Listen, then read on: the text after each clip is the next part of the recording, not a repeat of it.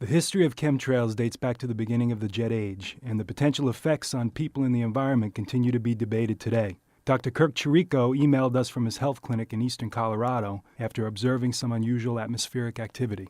October 1st to October 5th, we got hammered, the worst I've ever seen going on with the persistent contrail things. By the end of the day, the sky's completely white.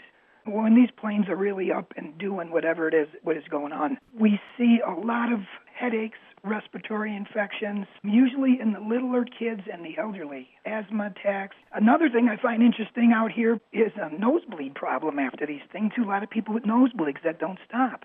It was in 2003 when I was seeing these persistent contrails going over top that I developed what's called RRP, respiratory recurrent papillomatosis, which are benign tumors which grow on your vocal cords, and it's just a viral thing that kind of takes over your cords, and you have to have surgery, removal of them.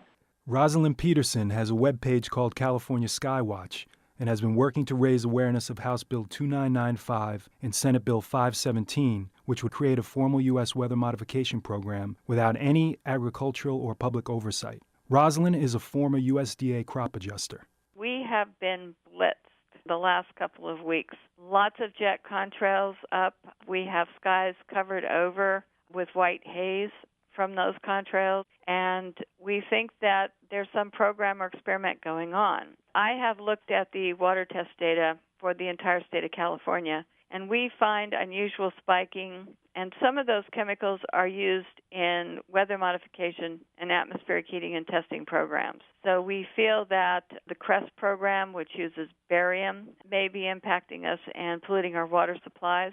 There are other programs. There's one with trimethyl aluminum. So these programs that are ongoing use toxic chemicals. The other issue is that right now there's currently over 80 experimental weather modification programs going on, listed under public records by NOAA, of doing experiments with our weather. The United Nations passed a resolution in 1975 banning the use of weather modification in war, a direct result of the U.S. use of these programs during the Vietnam conflict to create a persistent rain over the Ho Chi Minh Trail. Clifford Carnicom is an independent researcher on the aerosol issue, and his background is in the technical and geophysical sciences. He was also a federal employee for 15 years. His website, carnicom.com, provides the most detailed research on the subject of weather modification and related atmospheric operations.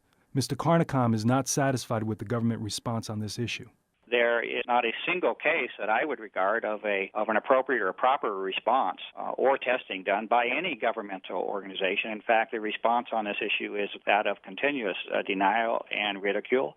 All the evidence indicates that we are dealing with a covert operation at the highest level, and certainly there would be an incentive or motive on that part to, let's say, frame the issue as it has. But in fact, I think the evidence indicates that we have literally altered our globe. I regard the Environmental Protection Agency as especially culpable in this regard.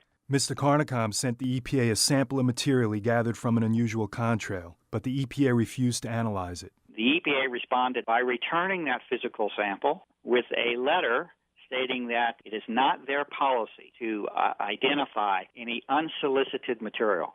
If Mr. Carnicom is right, we should all become more aware of what is going on in our skies. I tried to speak with someone from Senator Hutchinson's office. She is the sponsor of Senate Bill 517, but the senator's office did not respond. There appears to be some confusion surrounding this issue in that many people, including the EPA and other governmental organizations, refuse to admit that there are any unusual atmospheric operations currently taking place, so there is no need to measure any environmental or health impact. Language in both congressional bills, however, does suggest that there are some weather modification programs currently taking place in the U.S., and the evidence from NOAA would support that. In the meantime, chemtrails remain a mystery. Maybe the next time you experience respiratory duress or a headache out of the blue, you can take a look in the sky and see if you notice any persistent jet contrails.